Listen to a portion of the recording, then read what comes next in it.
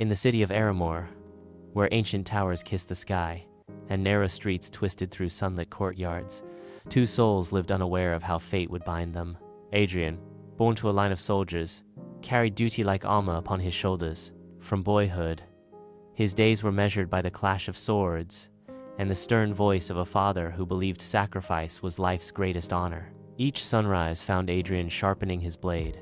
Each night found him whispering silent vows to protect a kingdom that barely knew his name. Far from the grand barracks, in the tangle of bustling markets and shadowed alleys, lived Elena. Orphaned young, she survived by her wits, stitching torn cloaks for merchants and slipping unseen past city guards. Her hands were quick, her spirit quicker. In her heart burned a quiet defiance, a promise that no hunger or hardship would ever break her. Their worlds might never have touched, if not for the night flames swallowed the horizon. Raiders descended, masked and merciless, torches in hand. Bells clanged, calling men like Adrian to arms. Steel met steel in streets, awash with screams and firelight. While Adrian fought on the ramparts, Elena moved through panicked crowds, guiding frightened children to hidden cellars, shielding the smallest with her own body. When a crumbling archway forced Adrian into the lower streets, destiny revealed itself.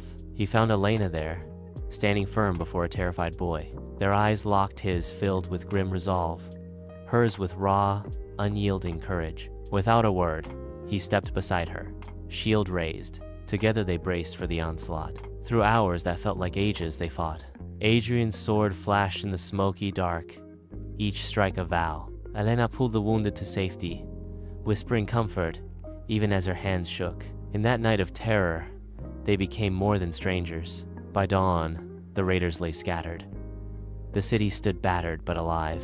As first light painted the sky, Adrian lowered his blade.